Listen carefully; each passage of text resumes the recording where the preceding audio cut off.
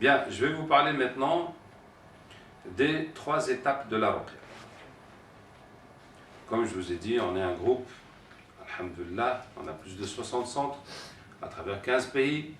Donc, plus on avance, et ça c'est depuis 2005. Ça veut dire que jusqu'à 2005, je faisais la ruqya chez moi à Paris, en France.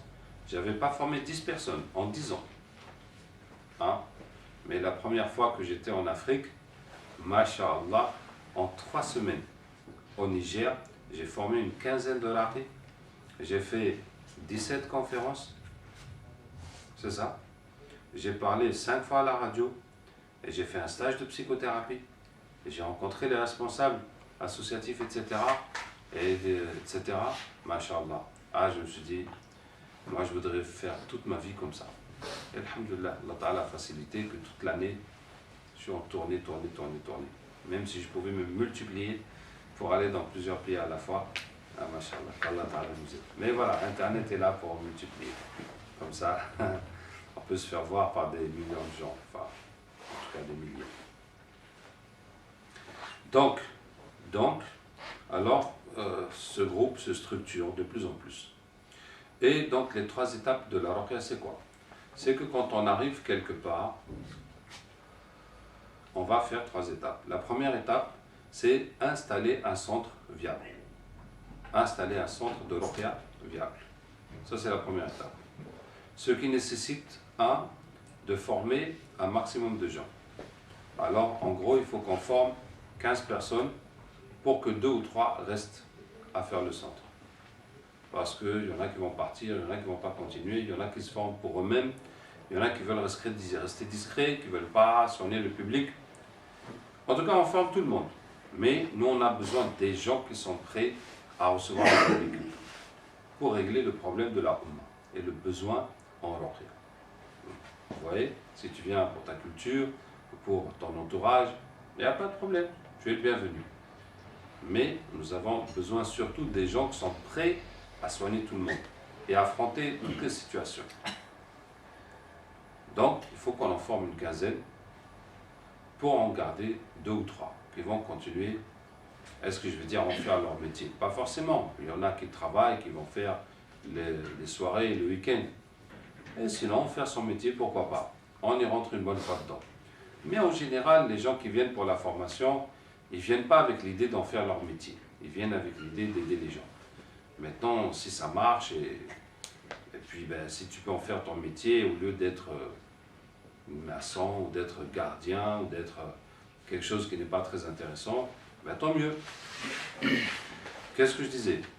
Donc, les 3 étapes de la ruqya. La première étape, installer un centre viable. Ce qui nécessite, premièrement, de former un maximum de gens. Deuxièmement, de soigner un maximum de gens. Pourquoi? Pour créer un mouvement. Pour créer un mouvement de gens qui sont guéris, qui sont contents, et qui vont appeler d'autres personnes et appeler d'autres personnes, donc pour lancer le mouvement. Sachant que très souvent les gens veulent me voir moi personnellement, donc si je ne suis plus là, il y a beaucoup moins d'effervescence autour des gens que j'ai formés. Et donc si en ma présence il n'y a pas assez de monde, donc après c'est mort, sauf si Allah Ta'ala veut, mais c'est la logique de la chose. Donc on essaie de créer un mouvement aussi large que possible, de soigner un maximum de gens. Troisièmement, dans cette première étape d'installer la ruqya, on va faire une campagne médiatique aussi large que possible. De préférence la télévision, la radio et les conférences ou les interventions dans les mosquées, éventuellement des conférences publiques dans des endroits publics, etc. Bon, Internet, bien sûr, distribuer des prospectus. Bon, en tout cas, en faire un maximum. Et en général, ça coûte de l'argent de faire la publicité, mais nous, nos interventions, c'est jamais de la publicité.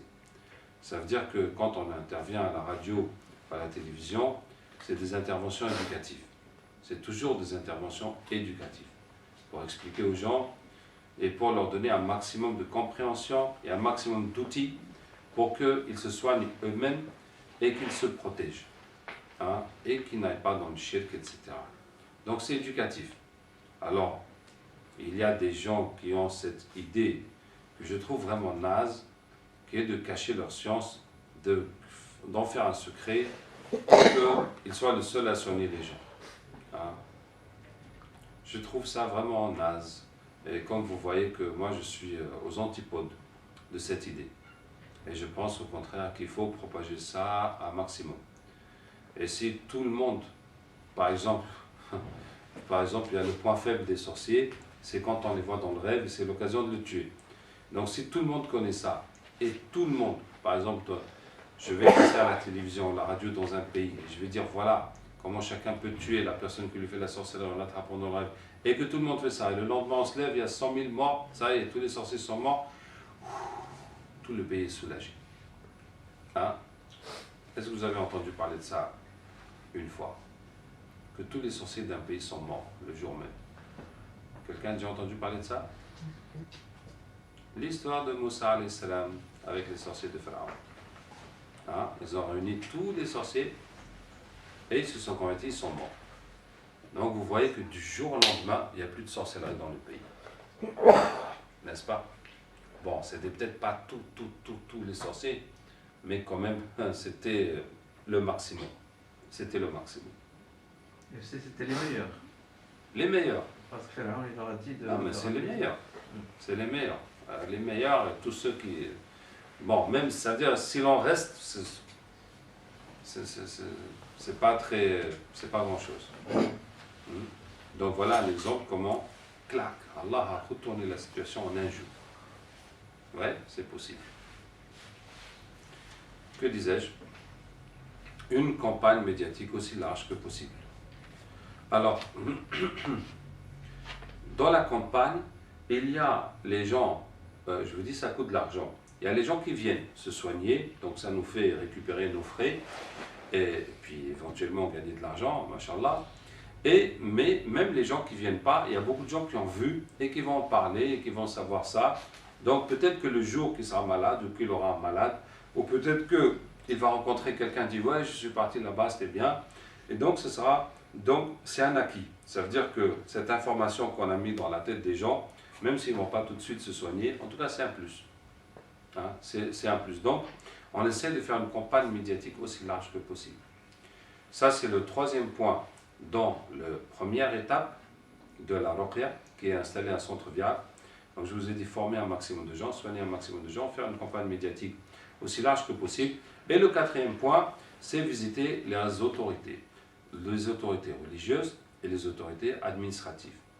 Donc les responsables religieux, là où on est, on va les visiter pour leur expliquer ce qu'on fait, puisque c'est une action de l'islam, ce n'est pas des médecins sans frontières ou quelque chose comme ça. Hein. Donc, on veut que les imams, que les savants, que les leaders religieux comprennent, acceptent, soutiennent l'action qu'on fait, même l'intègrent, si possible, dans leur cadre islamique.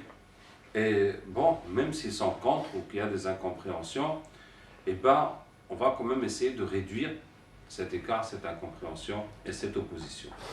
Hein? Mais autant que possible, on va essayer de les visiter, de les expliquer avant que d'autres ne viennent leur raconter n'importe quoi. Et alors les gens sont tellement forts pour raconter n'importe quoi. Les gens sont tellement forts pour raconter n'importe quoi. C'est des histoires abracadabrantes que les gens racontent sur nous. Hein? Qu'Allah ait pitié de nous. Allah dit wa fikum sama'una lahu. Et il y en a parmi vous qui les écoutent. C'est ça. Il y a les hypocrites, autant du prophète qui sortaient des mauvaises rumeurs, etc. Et puis, il y en a parmi vous qui les écoutent. Allah dit, c'est ça le problème. Donc, que disais-je, donc on va visiter les responsables religieux autant que possible. Tous les gens influents, tous les gens importants, tous les gens incontournables, pour leur expliquer ce qu'on fait, etc. Et comme ça, eh ben, voilà, on sera en bonne entente, et si possible en collaboration. Et visiter aussi les responsables administratifs. Bon, ça dépend de la législation, l'organisation, l'administration, dans chaque pays, dans chaque endroit. En tout cas, on va essayer de se mettre dans la légalité, dans les choses claires. Et en tout cas, en Afrique, ça marche super bien. Parce qu'il n'y a presque pas de responsable administratif qui n'a pas besoin de ruqya. Vous voyez? Parce que soit lui-même, il utilise la sorcellerie pour arriver là où il est arrivé. Et quand il fait ça, ça va se retourner contre sa famille. Donc il faut qu'il ait un enfant handicapé, ou bien fou, ou bien sa femme qui est malade, ou quelque chose. Hein? Ou bien soit lui-même il est honnête, donc il y a tous les autres qui l'attaquent. Donc d'une façon ou d'une autre, voilà. Machallah, on a eu des scènes comme ça, où on va traverser des douanes, on explique ce qu'on fait, et puis on voit les papiers, et puis on dit, ouais, le commissaire il veut vous parler. On va, et il nous dit, voilà, j'ai un problème, est-ce que vous pouvez m'aider, ceci, cela. Machallah, alhamdulillah. On devient la star, partout où on va, ben, tant mieux. Qu'est-ce que je disais? Ça, c'est la première étape de la ruqya, installer un centre viable. Alors, vous voyez que là où nous sommes à Bruxelles, on est dans la première étape, à Bruxelles, en Belgique. Jusque-là, j'ai les élèves là qui pratiquent, donc Hamza ici, et Mohamed à Charleroi, c'est ça, non? Et bon, il n'y a pas encore de centre. Donc là, c'est le premier local qu'on a eu qui est vraiment pour la ruqya. Et bon, il n'est pas à 100% pour la ruqya, il y a autre chose dedans, mais en tout cas, un petit local à nous. Et donc vraiment, c'est très important qu'on puisse le viabiliser, hein, que ça puisse rester, que ça puisse être pérennisé. Et en ce qui concerne la formation dans le centre de ruqya se continue toujours, donc vous pouvez toujours venir pour vous former, mais en ce qui concerne la professionnalisation, ce n'est pas systématique. Ça veut dire que ce n'est pas parce qu'on a formé quelqu'un que forcément il peut rester et puis travailler ici, et puis gagner de l'argent. Vous voyez, là c'est une question professionnelle, c'est en fonction du besoin, et puis en fonction des compétences, des aptitudes, de l'engagement de chacun. Donc si on va garder des gens ici, c'est parce qu'ils sont efficaces, et utiles, et tout, et cadrent avec tout, c'est ça. Hein? C'est ça le critère. Mais sinon, si c'est pour apprendre ou pour aider, c'est toujours ouvert. Sauf si quelqu'un nous cause des problèmes. Ça, c'est autre chose. Qu'est-ce que je disais? Donc, viabiliser le centre, nous y sommes, à Bruxelles et en Belgique. Et deuxième étape de la ruqya, c'est l'expansion. L'expansion territoriale. Ça veut dire une fois qu'on a installé un centre dans un pays, dans une ville, on va chercher à multiplier les centres pour se rapprocher des gens, pour se rapprocher, aller dans les autres villes, s'il faut, si la ville est très grande, faire des centres dans les autres quartiers. Deuxièmement, l'expansion dans les médias. Une fois que le centre est là, on va essayer d'aller de plus en plus dans des médias différents. Parce qu'il y a un principe très simple qui dit que chaque média a son auditoire. Hein?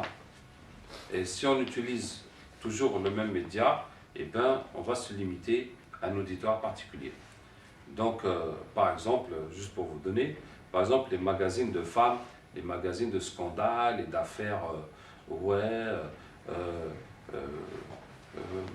ma copine m'a piqué mon mari, ouais ceci, ouais cela, les affaires où les femmes racontent leurs histoires, et bien ça c'est très bon, parce que plein de femmes, elles ont des problèmes de sorcellerie, et puis elles ne savent pas où s'adresser, elles s'adressent aux mauvaises personnes.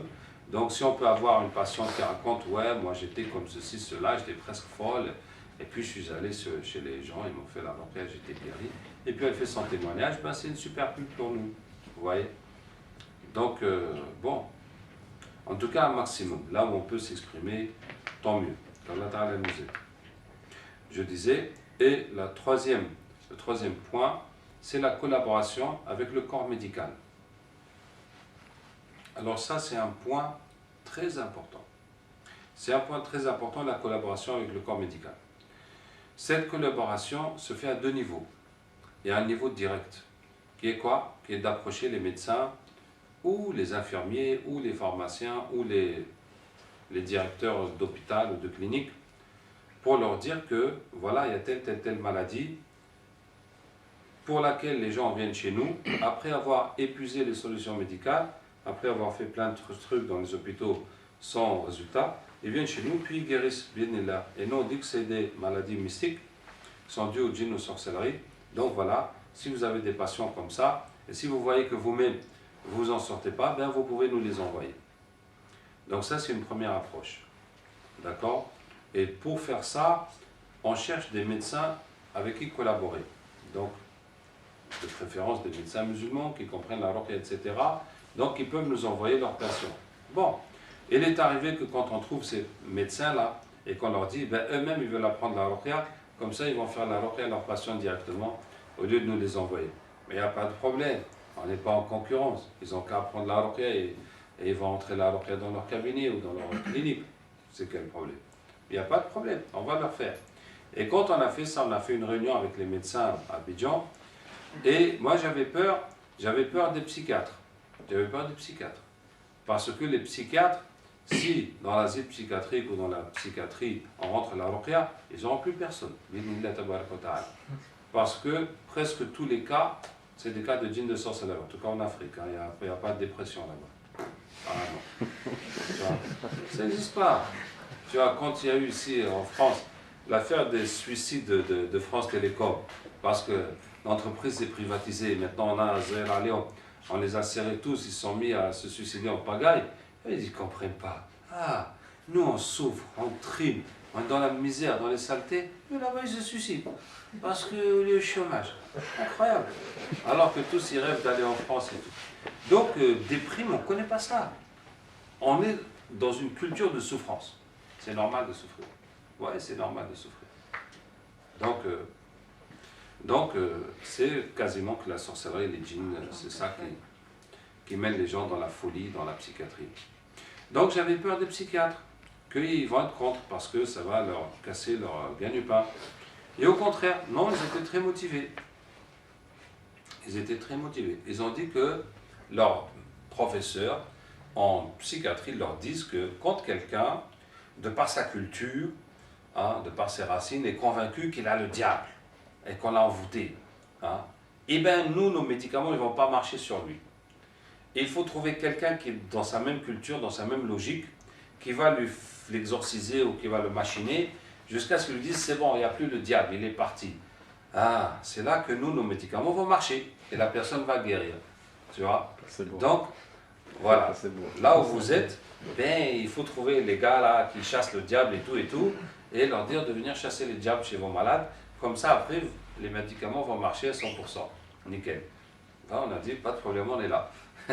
Pour chasser les diables et pour leur enlever ça de la tête. Et après, continuez vous avec vos médicaments. Et puis, Inch'Allah, les gens vont guérir et tout va bien se passer.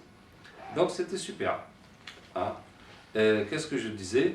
Donc, l'approche médicale, il y a deux volets. Cette approche directe et une deuxième approche administrative. Qui est quoi? Qui est que l'OMS, l'Organisation mondiale de la santé, depuis l'an 2000, a demandé à tous les gouvernements africains, maintenant je ne sais pas ce qu'il en est dans le reste du monde, et elle a demandé à tous les gouvernements africains d'officialiser la médecine traditionnelle. Vous savez, en Afrique, pays de tradition, il y a des guérisseurs, etc., etc. Bon, il y a des sorciers, mais il y a des guérisseurs aussi par des plantes et tout. Donc, partout où le ministère de la Santé arrive, on amène la médecine des Blancs.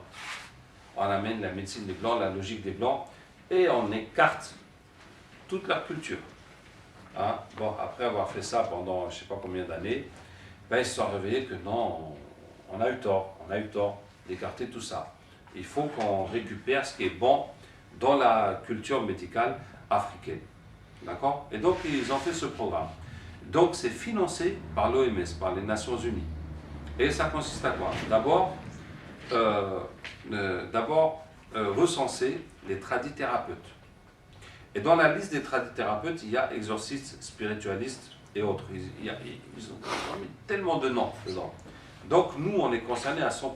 On n'a pas besoin de se cacher derrière les plantes, ou derrière l'huile, ou derrière quelque chose, ou derrière les ventouses. Non, on est des exorcistes, des raqib. On soigne par le Coran, les djinns, la sorcellerie, voilà le mauvais œil. C'est clair et net. Hein? Et qu'est-ce que je veux dire? Donc, ils vont les recenser. Dans un deuxième temps, ils vont leur donner une formation pour les compléter, une formation à la gestion, à la tenue des dossiers, des fiches et tout, et une formation médicale sur certains points médicaux qui peuvent échapper à ces tradithérapeutes. Et troisièmement, ils vont observer leur travail. Ils vont analyser leurs produits et ils vont voir leurs résultats Et si le résultat est positif, ils vont les officialiser. Ça veut dire que la personne maintenant, c'est un soignant officiel. Par exemple, s'il guérit les jambes cassées, ou s'il guérit la stérilité, ou s'il guérit le diabète, voilà, à l'hôpital, on va lui dire, allez chez le monsieur, lui il guérit ça, il fait ça très bien, et voilà. Et ces consultations seront remboursées par la sécurité sociale, etc. Et pour vous dire, on a visité un directeur de CHU, centre hospitalier universitaire, un grand CHU en Abidjan, et le directeur c'était un militant musulman, et il nous a dit que il va dire à ses chefs de service de nous envoyer des malades qui correspondent aux pathologies que nous avons dit, et si le résultat est bon, ils vont nous ouvrir un service dans le CHU. Vous voyez? Donc on va avoir un service Ruqya dans l'hôpital, et quand tu vas chez ton, comment on appelle ça, gastrologue, ou bien chez ton dermatologue, ou bien chez ton gynécologue, ou bien chez qui que ce soit, il va te dire, monsieur, votre problème, c'est un peu bizarre. Il faut passer d'abord chez les gens qui font la ruqya, service bâtiment H, etc. Et quand vous finissez là-bas, vous revenez ici. Alhamdulillah. Toi, tu es là avec ta blouse blanche. Et bismillah, wa qur rabbi a'udhu bika ukhruj aduwallah. Voilà, mashallah. Et tu es là, dans l'hôpital, on te paye, tu es propre, et puis mashallah. En Europe, c'est possible ça? Parce que vous parlez beaucoup d'Afrique. Je parle beaucoup d'Afrique. Donc, c'est très important. Et je dis au Raqi, en Afrique, c'est la voie de l'avenir. C'est la voie de l'avenir. On ne peut pas rester comme ça dans le noir. On ne peut pas rester comme ça dans l'informalité. On doit s'officialiser. Et mashallah. Et de tous les tradithérapeutes, nous sommes ceux qui pouvons le plus profiter de cette occasion. Hein, parce que nous sommes les mieux organisés et ceux qui ont les meilleurs résultats. Hein, donc on doit s'infiltrer dans cette voie-là, de se faire reconnaître par le ministère des Affaires, le ministère de la Santé, et de se faire analyser nos résultats jusqu'à ce qu'on soit officialisé. Donc il y a ça, il y a un autre aspect dedans, il y a un autre aspect qui n'est pas dit, tu vois, mais que il faut réfléchir un peu pour comprendre. Quand il dit que on va vous recenser, et puis on va vous former, et puis on va vous observer, et ceux qui ont les bons résultats, on va les officialiser. Et ceux qui ont les mauvais résultats, on va les interdire. Puisque si tu fais quelque chose qui fait du mal aux gens, ou qui n'apporte pas d'utilité aux gens, donc tu n'as plus de raison d'exister. Hein? Et c'est là qu'on va coincer les sorciers. Ouais, et c'est là qu'on va coincer les sorciers. Parce qu'aujourd'hui, on vous invite à vous recenser dans l'espoir d'être officialisé. Mais une fois que suffisamment de gens seront recensés, qu'est-ce qu'on va dire? On va dire ceux qui ne sont pas déclarés et n'ont pas le droit d'exercer. Parce qu'on vous a dit de venir pour vous former, pour vous officialiser, pour tout ça, et vous vous cachez encore. Qu'est-ce qu'il y a? Il y a un problème. Il y a un problème. Si ce que vous faites c'est bien, allez-y, venez. Donc, c'est ça qui est derrière, qui n'est pas dit. Donc, si nous avons des gens dans le ministère de la Santé, dans l'administration, qui vont pousser les démarches et qui vont dire, voilà, à partir de telle date, ceux qui ne sont pas reconnus sont interdits. Et on va les attraper, on va les condamner pour pratique illégale. Vous voyez? Et c'est comme ça qu'on va coincer les sorciers. Mais en France, vous êtes sous quel statut en France? L'exorcisme n'existe pas encore, je suppose. Et oui, en France, nous avons le statut de consultant. Donc, consultant, mais ça c'est juste un statut vis-à-vis de l'URSSAF, vis-à-vis du ministère du Travail. Pas voyant ou quoi que ce soit, non. Il y en a qui est voyant, c'est-à-dire le cher chez qui je me suis formé, lui il était voyant médiocre, mais c'est que le nom. Parce qu'en vérité, hein, dans toutes les catégories professionnelles, c'est celle qui se rapproche le plus. Tu vois, même si c'est à l'opposé, mais eux ils ne vont pas comprendre ça. Et vous guérissez par le Coran, les autres, comment veux-tu qu'ils fassent la différence? Vous priez, les autres prient à leur façon, chacun prie son Dieu. Hein, que ce soit le Dieu ou le diable, qu'est-ce que ça change pour eux? Qu'est-ce que je disais? Sinon, on préfère consultant, parce que même quand tu remplis tes papiers pour l'école ou pour une banque ou pour quelque chose, tu dis consultant. Ah, machallah, je te respecte bien comme il faut. Donc, voici la voie médicale. Donc, en tout cas, en ce qui concerne l'Europe, les pays même sont différents. Donc, essayez, voir. Je n'ai pas vu vraiment qu'est-ce que l'OMS dit, Mais j'ai eu un psychologue qui s'est formé chez moi, qui a fait son DEA chez moi, et qui m'a dit que son maître en psychiatrie, tout ça, il lui dit la même chose, que les théories là, de Freud et machin, ça ne marche pas sur les Arabes et les Noirs. Tu vois, ça marche que sur les Blancs. Donc eux, il faut les soigner avec leur culture, parce que c'est dans leur tête. Tu vois. Donc, alhamdoulilah, on peut dire, voilà. En tout cas, ceux qui vont gagner, c'est la Sécu. À la sécurité sociale, on dit, on peut guérir les fous. Et Allah, prenez-les tous. Hein, parce que l'argent que ça leur coûte, mashallah. Qu'Allah nous aide. Donc, je vous disais, la deuxième étape, c'est l'expansion. D'abord, expansion géographique. Deuxièmement, expansion dans les médias. Troisièmement, la collaboration avec le corps médical. Et le corps médical, vous savez, même le gardien, même le portier de l'hôpital, c'est quelqu'un d'important. Tu vois, en tout cas, en Afrique, le portier est là, on va lui expliquer, nous, on guérit ça. Quand tu vois des gens entrer avec des maladies bizarres, discute un peu avec eux, puis tu peux leur dire, venez chez nous. Voilà, chaque patient que tu nous envoies, on te donne 1 euro ou 2. Masha'Allah. Voilà, on a gagné un bon point. Qu'est-ce que je disais? Le quatrième point dans la deuxième étape, c'est comment on appelle ça? La formation des imams. La formation des imams. Alors, très souvent, les imams sont les grands absents de nos campagnes de Ruqya, comme on peut le voir aujourd'hui. Je ne sais pas si le frère Atima, si? Voilà, il y en a un qui a sauvé l'honneur. Bon. En tout cas, souvent, c'est les grands absents. Bon, on ne fait pas des reproches aux imams, mais ils ont des occupations, tu vois. Mais c'est vrai que chacun voudrait prendre l'imam. Si c'est les gens de la da'wa, on veut l'imam. Si c'est les gens du ilm, on veut l'imam. Si c'est les gens du hajj, on veut l'imam. Comme ça, tout le monde va suivre. Ouais. Ben, nous aussi, on aurait voulu que les imams fassent la ruqya. Comme ça, ça va régler le problème de la umma.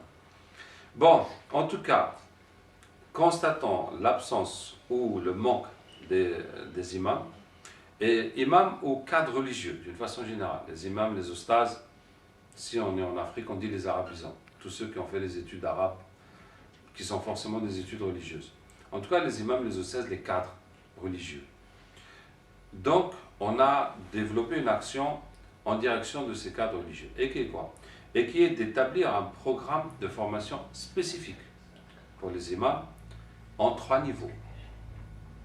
Premier niveau, la compréhension du sujet.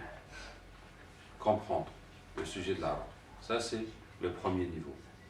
Comprendre comment ça fonctionne, comment on sait qu'on est malade, comment on doit se soigner, qu'est-ce qu'il ne faut pas faire, qu'est-ce qu'est le shirk, etc. pour qu'ils puissent comprendre les problèmes des fidèles et les orienter.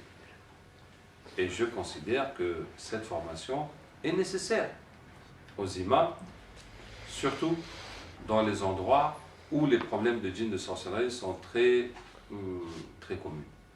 Hein? Comment tu peux vivre dans un endroit, une culture, il y a plein de djinn, de sorcellerie, et tu ne veux pas toucher à ça, tu ne connais pas ça. Et tu ne peux rien dire aux gens. Et forcément, quand tu n'as pas de réponse, les gens vont chercher ailleurs.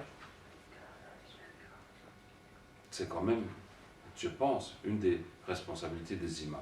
Mais ce n'est pas leur faute, puisque là où on forme les imams, on ne parle presque pas de ça.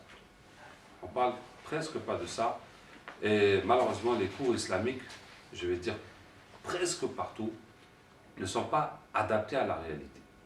Ça veut dire qu'il n'y a pas un module quand vous allez dans une formation islamique, dans n'importe quelle université, voilà par rapport aux problèmes contemporains de telle situation, comment on va vous enseigner à gérer ça.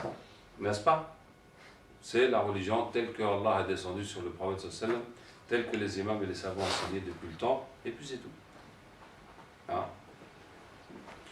Donc, formation des imams en 3 niveaux. Premier niveau, la compréhension du sujet. Ce cours de la compréhension du sujet, c'est le cours que nous avons fait hier. D'accord? C'est ça qui est la compréhension du sujet.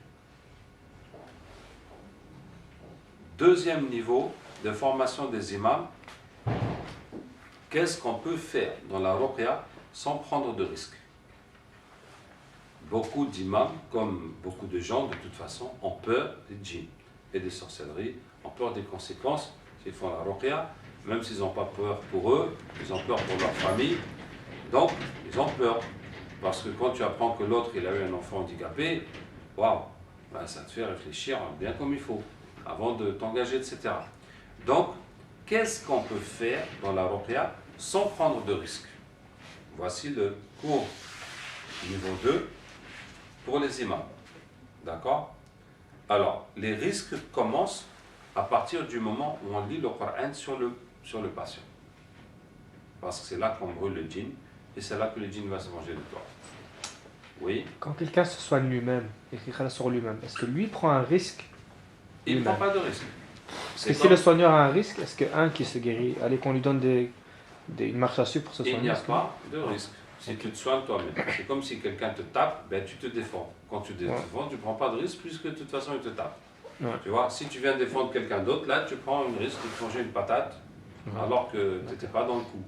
Et tu es venu te mêler d'une affaire qui n'est pas la tienne a priori. Voilà, c'est ça. Et si tu soignes ta famille, il n'y a presque pas de risque parce que vous êtes dans la maison, et les djinns sont là en train d'attaquer tes enfants, etc.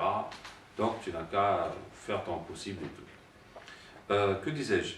Donc le risque commence quand on lit le Coran sur le patient. Donc qu'est-ce qu'on peut faire en ruqya sans lire le Coran sur le patient? On peut lui écrire les versets du Coran et lui donner pour diluer dans l'eau et pour se laver avec, boire, asperger la maison. Et cette procédure est extrêmement bénéfique. Vous voyez? On peut lire le Coran dans l'eau ou dans l'huile et donner ça aux patients pour qu'ils se soignent avec. D'accord? Maintenant, pour les imams, on ne leur dit pas de lire dans l'eau et de donner l'eau aux patients parce que c'est tout un problème d'avoir assez d'eau, etc. Je vous dis entre parenthèses, moi je ne crois pas que l'eau de ruqya on peut la diluer. Il y en a qui disent tu prends une bouteille, tu bois, tu te laves, quand il reste un petit peu, tu re-remplis au robinet et tu rebelotes comme ça. Alors moi je dis que chaque fois le Coran va se diluer, au bout d'une dilution déjà ça ne vaut pas grand chose, au bout de deux il n'y a plus rien. Comme si tu dilues du lait ou du jus avec de l'eau. Donc très vite il n'y aura plus rien. Qu'est-ce que je disais? Donc ce qui est plus pratique pour les imams, c'est d'écrire le Coran et puis de donner. D'accord? Donc d'écrire, je ne vais pas vous faire toute la formation, mais en tout cas ça, de lire dans l'huile, de donner au patient et de lui dire d'aller acheter le sana en pharmacie ou chez les herboristes et de prendre ça pour boire, avec asperger à la maison, de lui donner les doigts pour se protéger, pour se battre dans les rêves, et puis voilà. Vous voyez que c'est déjà beaucoup. Et c'est très bénéfique. Ça veut dire que ça va donner des résultats. Les gens vont aller mieux.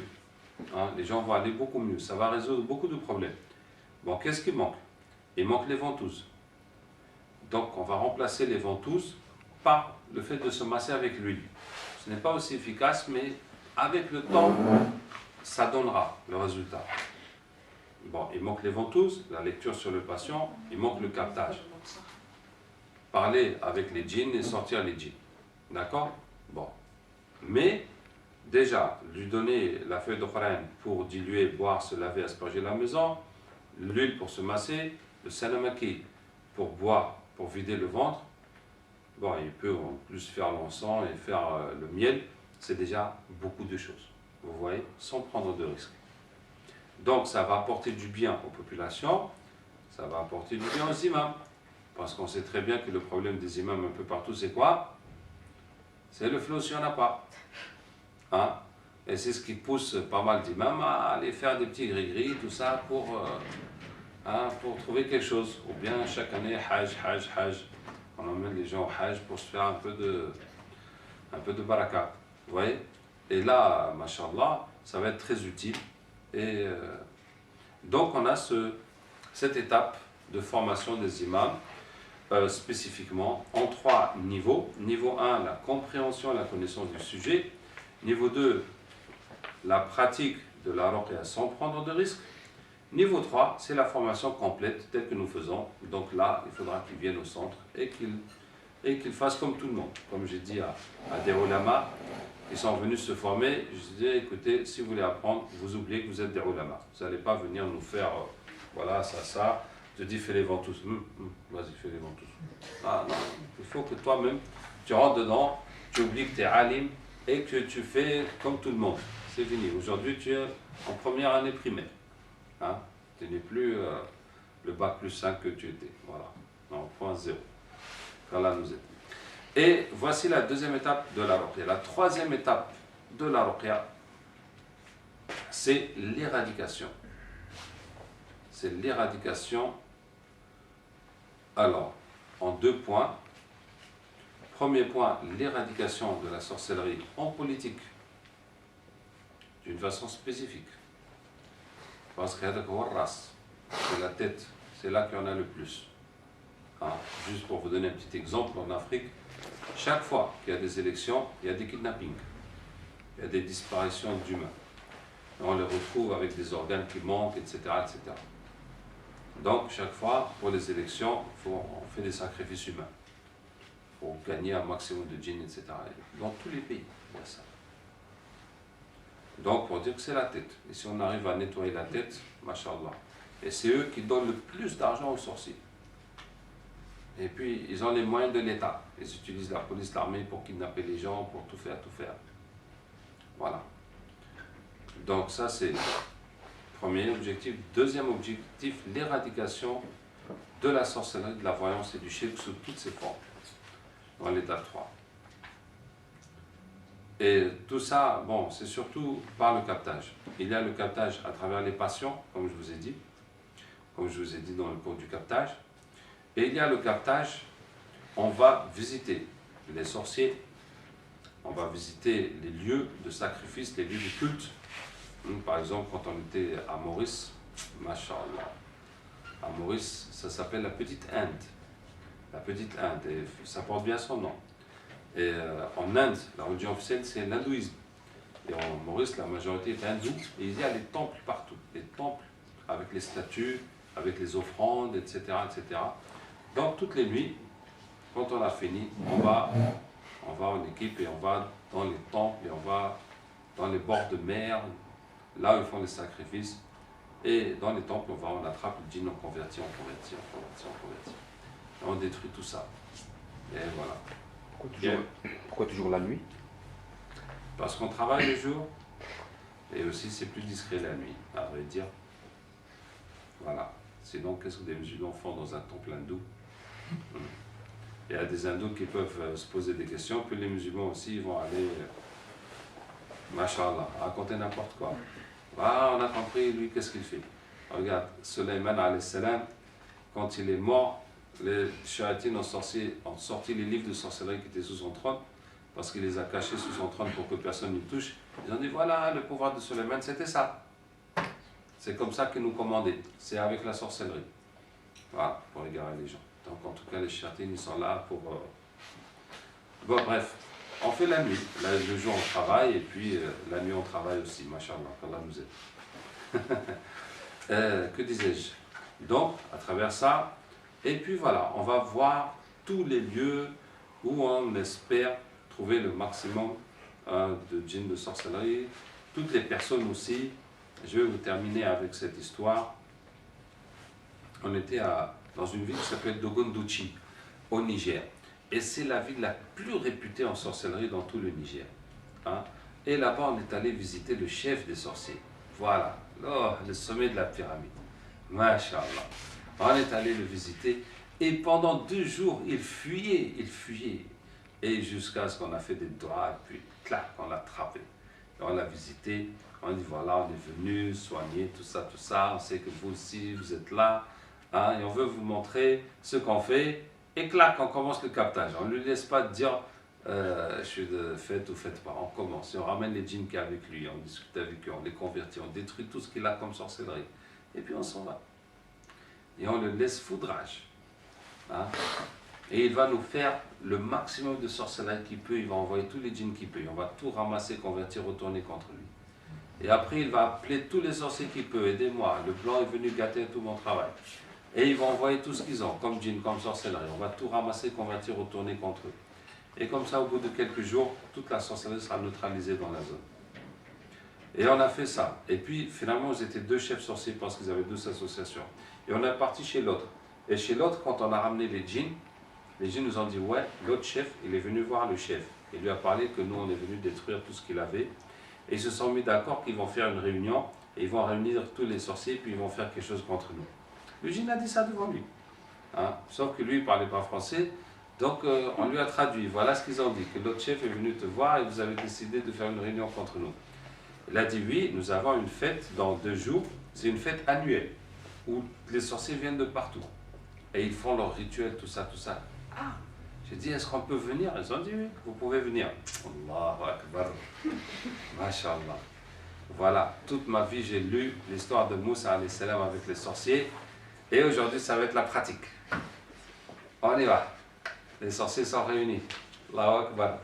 À l'attaque. Masha'Allah. On est parti.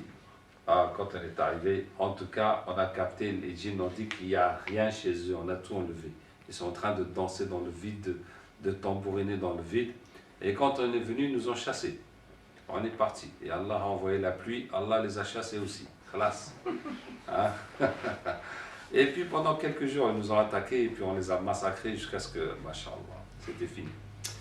Et voilà. Donc c'était les 3 étapes de la ruqya. Qu'Allah Ta'ala nous aide. سبحانك اللهم وبحمدك نشهد أن لا إله إلا أنت نستغفرك ونتوب إليك سبحان ربك رب العزة عما يصفون والسلام على المرسلين والحمد لله رب العالمين. Quelqu'un peut éteindre la caméra et puis si vous avez des questions vous me dites. Ah, c'est le bouton.